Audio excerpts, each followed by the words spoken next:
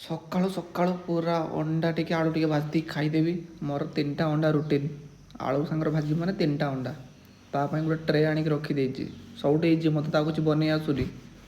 ଲିଟରେ refine ଆଣିଥିଲି, 4 ମାସ ହେଲା ଖାଉଛି।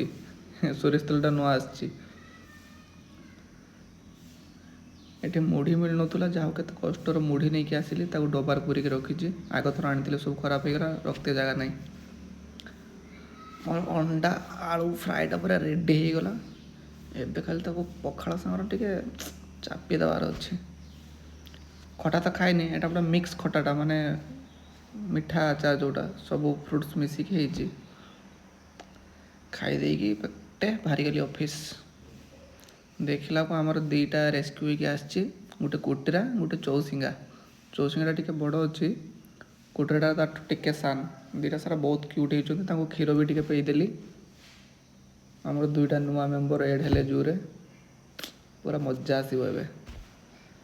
ଟିକେ ପରିଭ୍ରମଣରେ ବାହାରିଗଲେ, ଟିକେ ଚାରିଆଡ଼େ ଦେଖି ଦୁଖି ଦେବି କ'ଣ ସବୁ ଠିକ୍ଠାକ୍ ଅଛି କି ନାହିଁ।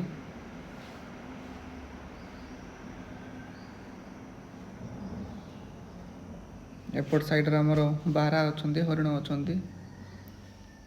ରାତିରେ ପୁଣି ଟିକେ ପଖାଳ ଖାଇଦେଲି। ଆଜିକାଲି ପୁରା ଜାଣୁଛନ୍ତି, ପ୍ଲେଟ୍ ଦେଖିକି ବିଲ୍ କହିଦେବେ ଯେ ଇଏ କ'ଣ କ'ଣ ଖାଇଛି। ମୋ ପ୍ଲେଟ୍ ଦେଖି କୁହ ଦେଖିଆ ମୁଁ କ'ଣ ଖାଇଛି। ମୁଁ ତ ଚାଟିକି ସଫା କରିଦେଇଛି। ବର୍ତ୍ତମାନ ଖାଇସାରିଲା ପରର ଟେନସନ୍ଟା ଆସିଲା।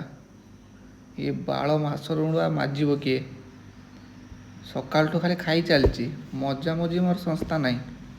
ଏଇନା ନେକ୍ସଟ ଟାଇମ୍ ରୋଷେଇ କରିତେ ଗଲେ ଖୋଜି ନାହିଁ, କିଛି ଆଉ ମିଳିବନି।